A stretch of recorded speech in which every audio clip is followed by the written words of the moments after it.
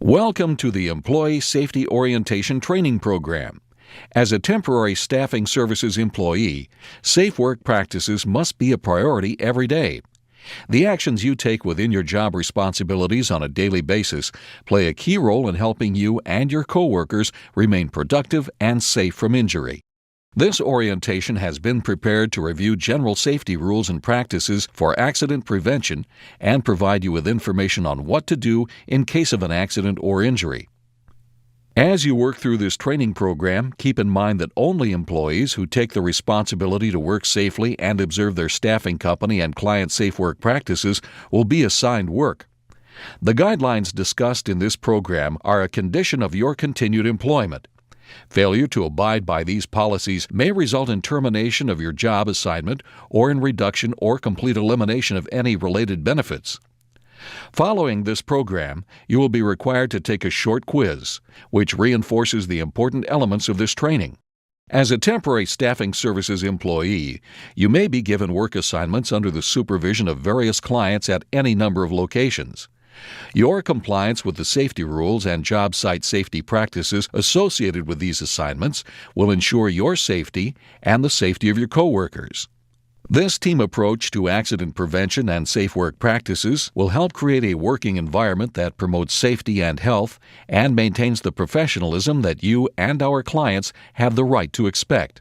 It is very important that when you are working at an on-site client location, you only perform the job duties that have been approved by your staffing company representative. Any variance from these duties must be approved prior to you doing them. Many unnecessary injuries occur to temporary workers who've been asked by on-site clients to perform job duties outside the scope of their approved assignments. Examples of these tasks include operating forklifts, running machinery without proper training, or filling in for another worker while they do another activity. Contact your staffing company representative immediately if you are asked to perform duties other than those specified by your assignment. Accidents are defined as unplanned events that interrupt production of service resulting in bodily injury, property damage, or loss of time. 90% of accidents are caused by one of the following factors: safety rule violations, deliberate acts that violate safety rules, and acts resulting from not knowing the safety rules. Some of the most common injuries that occur in the temporary staffing industry include exertion injuries, strains, amputations, fractures, cuts, and abrasions. These injuries are often the result of being struck by falling objects, using improper lifting procedures, using improperly guarded machinery, and material handling accidents from metal items, boxes, barrels, and other containers. As a temporary employee, it is your responsibility to recognize unsafe conditions in the workplace and take preventative measures to avoid injury. Following workplace safety and health rules, using proper lifting and material handling practices, wearing appropriate personal protective equipment, recognizing slip, trip, and fall exposures, using hand and power tools correctly, and knowing emergency procedures are just a few of the defenses you can take to prevent injuries on the job. Preventing accidents takes a team. For the team to be successful, it is important for you to notify your on-site client supervisor and ask for instructions if you are unsure of any job task that you are asked to perform. Also, be sure to notify your on-site client supervisor if you have questions, notice an unsafe condition, or if you observe another employee engaged in an unsafe act. Before beginning work at any client site, it is important to know the rules for working safely. Never take risks. The best approach to doing any job is the common-sense safe way. Prior to arriving at the client site, it is important for you to know the general safety rules that will be enforced on every job assignment. These include: horseplay is not permitted on the job site. Do not take any unnecessary chances or work under hazardous conditions, such as operating machinery that has missing guards or removing guards from machinery. Use of cell phones, including texting, is prohibited while operating vehicles while on the job. Smoking is not permitted anywhere on the job sites except in designated areas. Drinking alcoholic beverages prior to or during work hours is prohibited, as well as the use of illegal drugs or prescription medication that may interfere with job tasks. Always work at a speed that is consistent with safety. Keep yourself rested and in good physical condition to do your job. Use the handrails on stairs and other elevated places. Always inspect tools and equipment before use and report any defects or damage. Work clear of suspended loads. Obey warning signs and tags. Do not enter confined spaces, chambers, tanks, or other similar places that receive little ventilation unless it has been determined that it is safe for you to enter by your supervisor staffing company representative. In addition, operate only the machinery or equipment you have been authorized and trained to run safely. Remove jewelry such as rings, identification bracelets, necklaces, and so forth. And restrain long hair and loose clothing before performing any work that involves climbing, material handling, or operating mechanical equipment. Never reach over moving parts of machinery or equipment. Report to work in appropriate clothing suitable for the type of work you will be performing. Wear personal protective equipment as required. Common sense, health, and sanitation rules must be observed for the welfare and consideration of other employees. Always turn off all types of mechanical equipment when it is not in use. Try not to work alone. However, if you must, tell someone where you are and how long you will be. Before leaving any job, be sure it is in a safe condition and keep in mind that all safety regulations will be strictly enforced. True or false? When working at an on-site client location, it is okay to accept jobs that are not within the scope of your approved duties, such as operating a forklift or spending a few seconds filling in for another employee on another job task.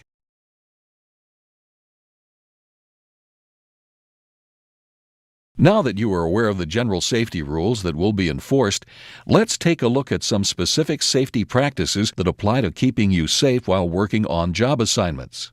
Exertion injuries from lifting, pushing, pulling, twisting, bending, and turning while handling materials resulted in approximately 30% of injuries in the workplace. Proper lifting techniques are critical to reducing your exposure to these types of injuries.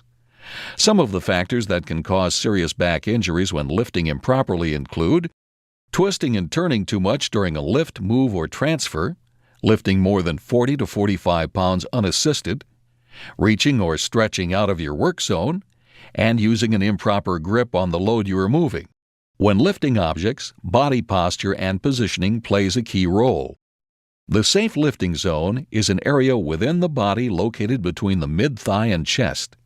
Lifts should be made within the safe lifting zone whenever possible. In addition to lifting objects within the safe lifting zone, remember to always lift material using the strength of your legs and not your back.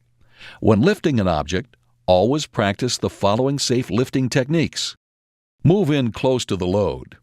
Bend at your knees, not at your waist. Keep your back straight and avoid unnecessary twisting. Hold the load close to your body and lift the material using the strength of your legs, not your back. If the material weighs more than 40 to 45 pounds, do not lift it. Rather, use a mechanical aid such as a dolly or team lift with someone who is of equal strength. True or false? When lifting a load, keep it away from your body.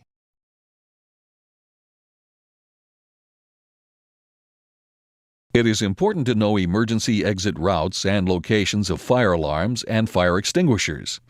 If you discover a fire, pull the fire alarm, call 911, and evacuate the building. Be sure that you know the location of all fire extinguishers and that they are clearly marked and accessible for use. When using a fire extinguisher, use the pass method. Pull the pin, aim at the base of the fire, squeeze the handle, and sweep across the base of the fire. In addition, smoking and open flames are not permitted where flammable solvents, liquids, fluids, gases, and other flammable materials are stored, transported, handled, or used. Do not use gasoline for cleaning purposes. Permits must be obtained for hot work such as welding, burning, and cutting operations. No burning, welding, or other source of ignition should be applied to any enclosed tank or vessel until it has first been determined that no possibility of explosion exists and authority for the work is obtained from the on-site supervisor. Cleanse thoroughly after handling hazardous flammable substances, and follow special instructions for those products. Good housekeeping is a term that describes the practice of keeping the workplace neat and orderly. Storing materials properly, maintaining adequate space to move through or work in the area are all easy actions to take for preventing accidents. In addition, good housekeeping also allows for more efficient job performance on your part. Materials, tools, and equipment stored in an orderly manner are easy to find, less likely to become damaged, and quicker to utilize. To maintain good housekeeping in your work area, take the following actions. Maintain work areas and storage facilities that are clean, neat, and orderly. Keep all aisles, stairways, passageways, exits, and access ways to buildings free from obstructions at all times. Clean up all spills immediately. Return tools and equipment to their proper places when not in use. And lay out extension cords, air hoses, water hoses, ladders, pipes, tools, and so forth in a way that minimizes tripping hazards or obstructions to traffic. For many people, the use of personal protective equipment, or PPE, is a required part of every workday. PPE is designed to protect you from serious workplace injuries or illnesses. If it is not utilized properly, it will not be effective in keeping you safe. All employees must use required PPE. Ask your on-site client supervisor for specific instructions. Prior to beginning work each day, be sure you know what PPE is necessary to safely do your job. Let's take a look at some of the common types of PPE that you might be required to wear on work assignments. Safety glasses, face shields, and welding helmets are types of commonly used eye protection. Make sure your eye protection fits correctly. When you are done using your eye protection, be sure that you know how to maintain and store it. Foot injuries can be avoided with proper use of foot protection. Work boots with ankle support and leather shoes offer adequate protection from many of the hazards encountered in the workplace. Many work environments require the use of shoes or boots equipped with a steel toe. This helps to protect toes from becoming lacerated or crushed by materials or equipment in the workplace. The use of hearing protection is necessary for employees exposed to noise levels of 85 decibels or greater during an average 8-hour workday. Types of hearing protection include disposable earplugs, reusable earplugs, headband earplugs, and earmuffs. When the possibility of injury from falling or flying objects exists, regulations developed by the Occupational Safety and Health Administration, or OSHA, require the use of head protection. The most common type of head protection is the hard hat. A traditional hard hat is made up of an outer shell and a suspension system that is designed to protect the head from heavy blows or other trauma. Hand protection is another common type of PPE utilized at client sites. Gloves are designed to protect the hands from numerous hazards including lacerations, burns, punctures, caustic chemicals, and other types of injuries. Gloves can be made of leather, mesh, cotton, or rubber and should be chosen depending on the job. Always take good care of your PPE after each use. If you are unsure of what PPE to use or how to wear it, notify your supervisor. In addition, report damaged or defective PPE to your supervisor immediately. Remember that all PPE must be approved by your supervisor and/or your staffing company representative and meet all applicable standards. True or false? If you have a concern about the condition of your PPE, notify your on-site supervisor.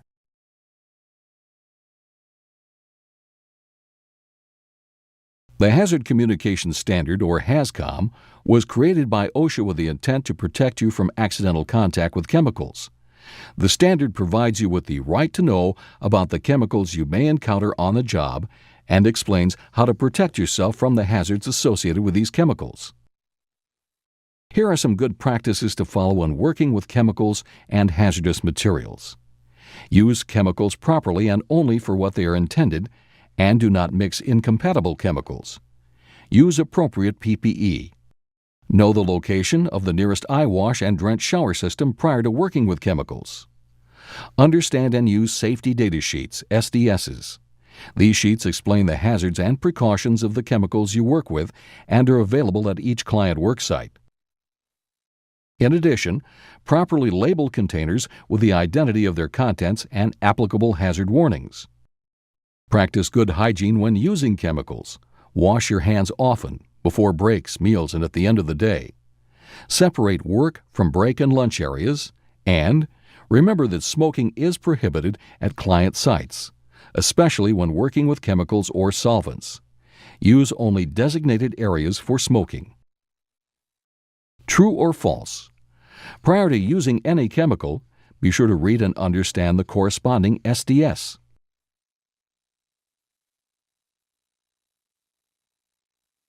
Do not use any vehicle for work purposes without written permission from your staffing company. Specific driver training will be provided if you are assigned to a client with fleet operations. We will provide you with training on basic driving principles, and specific training will be covered by the on-site client.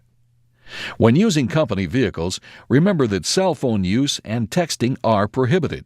Human blood and other bodily fluids are considered a hazard because of the risk of bloodborne pathogens, which are microscopic organisms present in blood and other bodily fluids that have the potential to cause disease. Hepatitis B, C, and the human immunodeficiency virus, HIV, are all types of bloodborne pathogens. They can enter the body of another person through open wounds, the eyes, nose, and mouth, or from a puncture wound where a sharp instrument carrying a bloodborne pathogen penetrates your skin. If you encounter any of the substances that could present an exposure to a bloodborne pathogen, take the following steps immediately to protect yourself. Use personal protective equipment such as gloves and/or goggles when anticipating contact with blood or bodily fluids. Treat all bodily fluids and soiled items as contaminated. Carefully handle the disposal of sharp instruments, such as contaminated equipment or first aid items like needles, scissors, and bandages during and after use. Practice good housekeeping by cleaning work surfaces with bleach and other disinfecting agents frequently and after any bloodborne pathogen exposure. Wash hands and skin surfaces immediately after any contact with blood or bodily fluids. If you have routine exposure to bloodborne pathogens or have encountered a bloodborne pathogen, be sure to get a hepatitis B vaccination. The majority of electrical accidents can be prevented. Only qualified personnel should perform repair work to electrical equipment. Remember the following simple precautions when working with electricity. Inspect equipment and cords for damage prior to use. Don't overload electrical outlets. Do not utilize or work with electrical equipment in damp or wet conditions or when water or puddles are present in the work area. And report any concerns you may have to your on-site supervisor. Lockout/tagout is a safety procedure for de-energizing, disconnecting, and shutting down the power sources to equipment so that it can be maintained or repaired without hazard to the employees authorized to work on this type of equipment. When a power source is de-energized or shut down, a lock and tag are affixed to the equipment to ensure that it is not re-energized or started up until the repair work or maintenance is completed. Should you see equipment that is locked and tagged out, do not touch the lock, tag, equipment, or controls. Only qualified personnel should perform repair work to lock out, tag out equipment or reported deficiencies. One of the most common types of accidents at client sites is slip, trip, and fall accidents. Many slips, trips, and falls are caused by unsafe actions or work practices that can easily be corrected.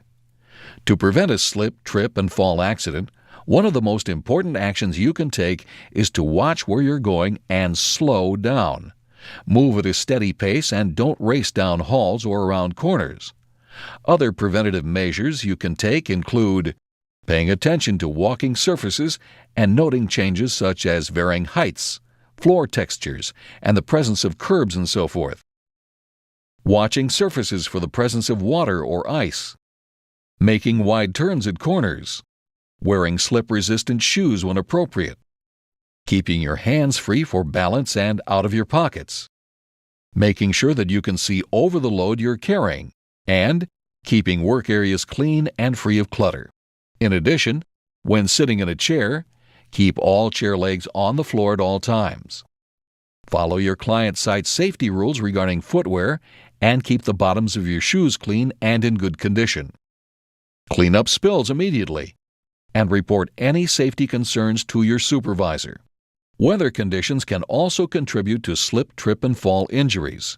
Throughout the year, be cautious of water, ice, or snow that may be present in your work areas. Report these conditions to your on-site supervisor immediately so they can be removed. Another type of fall exposure that can be avoided is the incorrect use of ladders. To use a ladder safely, remember these precautions. Do not work on roofs or surfaces more than 8 feet in height unless you have received prior approval from your staffing company. Inspect the ladder before use by checking the rungs and handrails for tightness and cleanliness. Immediately report damage to ladders and other supporting structures to the on-site supervisor for repairs. Metal ladders should never be used in the vicinity of electrical circuits. Do not paint ladders and clean muddy or slippery shoes before climbing the ladder. Place the ladder on a firm, flat surface and be sure that the safety feet are secure. Place a straight ladder at a 75-degree angle or a 4-to-1 ratio. When climbing a ladder, always face it and never stand on the top 2 rungs of the ladder or allow your belt buckle to go past the side rails.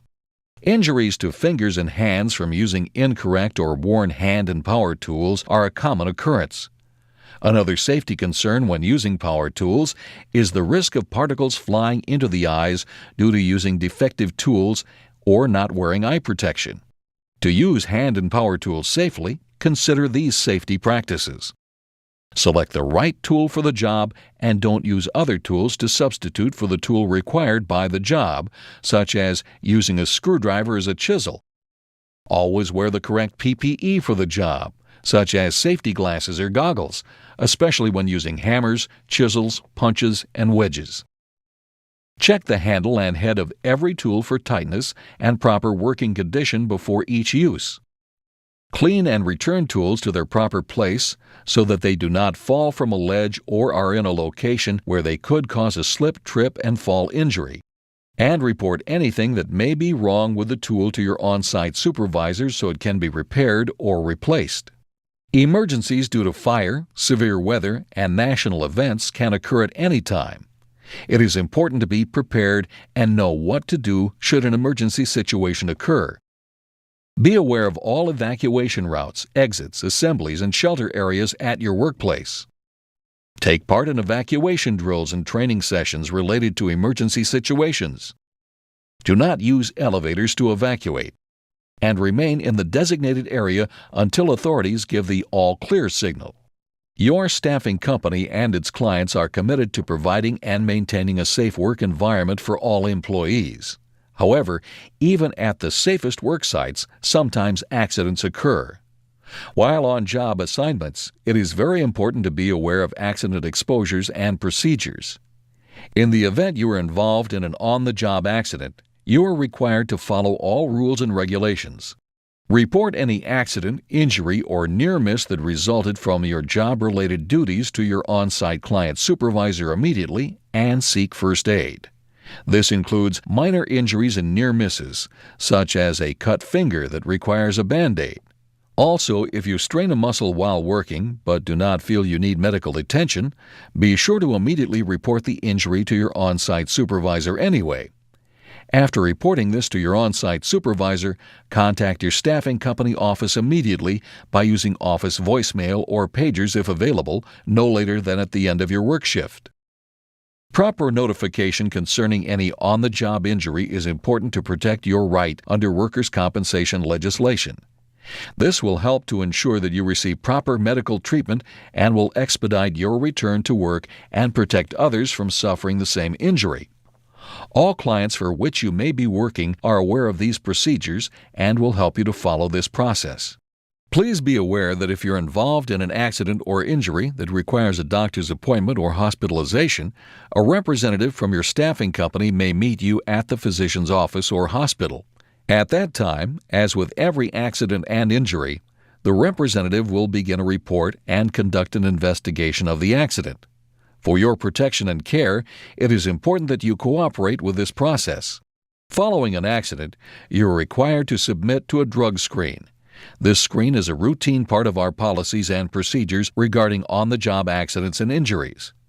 The drug screen is in compliance with our substance abuse program, and you have signed an authorization and consent form for this as part of your agreement of employment. In the event of an accident or injury, we will make certain that you receive the best medical treatment available and will help you return to work as quickly as possible. We have effective return-to-work, modified duty programs that will accommodate most restrictions or limitations to get you back to work. Making a false or fraudulent workers' compensation claim is a crime that can result in fines and/or imprisonment and loss of eligibility to receive workers' compensation benefits. True or false? All injuries and near misses should be reported to your staffing company.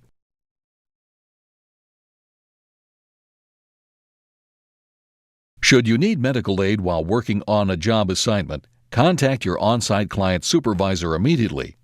Prior to beginning each on-site client assignment, discuss with your supervisor the procedure necessary for reporting first aid injuries or emergencies. Also be sure that you know the location of emergency first aid materials, including eye wash stations. With this important knowledge in mind, let's take a minute to complete a short quiz, which reinforces the elements discussed in this training program. For those of you viewing this program in DVD format, please complete the paper version of the quiz. Once you've completed the quiz, please turn it into your staffing company supervisor. True or false? The safety practices covered in the new Employee Safety Orientation Training Program are a condition of your continued employment.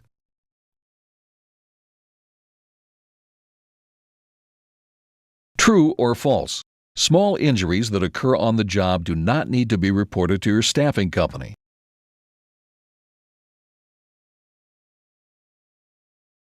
True or false?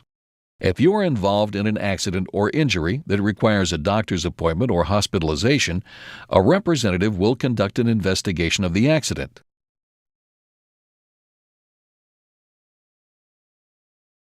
True or false? Following an accident, you are required to submit to a drug screening.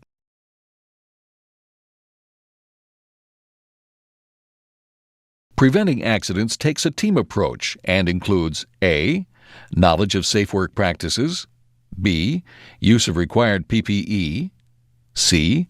Regular safety inspections of machinery and equipment, D. All of the above.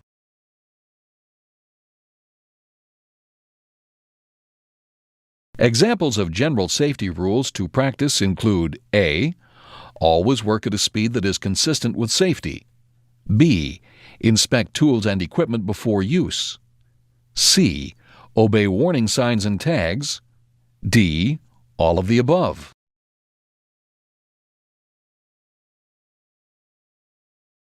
Personal protective equipment includes items such as A.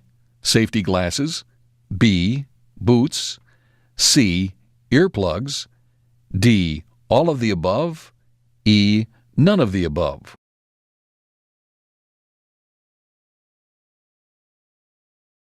True or false? When working with chemicals and hazardous materials, it is important to understand and use safety data sheets or SDS.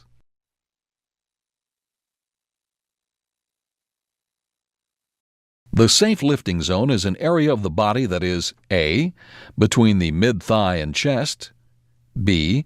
Between the feet and neck, C. Between the waist and shoulders, D. Between the knees and waist.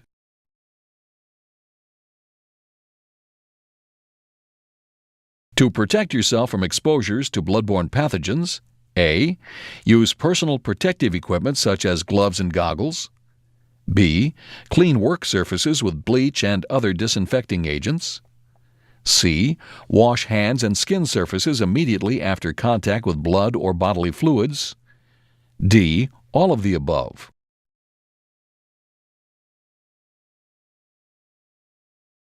This completes your general safety orientation. Thank you for participating in this program. If you have any questions on the topics discussed in this training program, please contact your staffing company supervisor. Remember to work safely on every job, every day.